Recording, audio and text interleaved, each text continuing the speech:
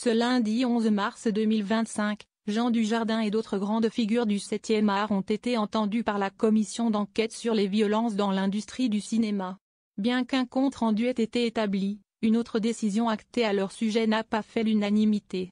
Depuis l'émergence du mouvement MeToo à la suite de l'affaire Harvey Weinstein, de plus en plus de voix s'élèvent désormais dans l'industrie du cinéma pour dénoncer tout acte de violence. Ce lundi 10 mars 2025, de nombreuses grandes figures du 7e art ont témoigné dans le cadre de la commission d'enquête, initiée par la comédienne Judith Godrèche. Parmi elles, Jean Dujardin, Gilles Lellouche, Pio Marmaille, Pierre Ninet et Jean-Paul Rouve qui se sont rendus à l'Assemblée nationale pour répondre aux questions de l'instance créée pour évaluer la situation des mineurs évoluant dans ces secteurs. Faire un état des lieux des violences commises sur des majeurs, identifier les mécanismes et les défaillances qui permettent ces éventuels abus et émettre des recommandations sur les réponses à apporter, peut-on lire sur le site de l'hémicycle. Bien qu'aucune accusation de violence ne pèse actuellement sur les 5 stars, ces dernières ont exigé que la réunion se tienne à huis clos, sans caméra. Une décision qui ne fait pas l'unanimité. Je regrette qu'il n'y ait pas de diffusion filmée de l'audition, a avoué Sandrine Rousseau, présidente de la commission Ositoff Investigation. Néanmoins, les élus ont réussi à obtenir l'engagement d'un compte-rendu, permettant ainsi au public de découvrir leurs confidences consignées par écrit.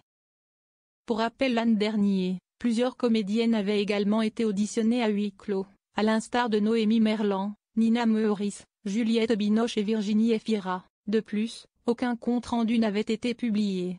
Sarah Forestier et Anna Mouglalis, dont le passage avait été filmé, avaient également été entendues par la commission. En ce qui concerne leurs homologues masculins précédemment évoqués, certains d'entre eux ont été l'objet de rumeurs de violence sans fondement. Avant l'ouverture du Festival de Cannes 2024, comme l'a notifié Vanity Fair, des bruits de couloir affirmaient qu'une enquête de Mediapart les concernant allait prochainement être dévoilée, pour mettre en lumière la parole des supposées victimes. Malgré l'énorme engouement autour de la nouvelle, aucun article n'a été relayé.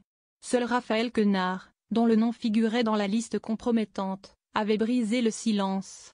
Combattre le harcèlement, si est-il nécessaire, mais ça ne doit pas avoir pour effet d'en initier d'autres, des harcèlements. Les gens qui sont l'objet de la rumeur, ils sont victimes d'une forme de harcèlement. Ça veut dire 10 personnes qui t'appellent, des amis qui te convoquent et qui te disent « T'es sûr que t'as rien fait ?» avait-il écrit au travers de son clavier.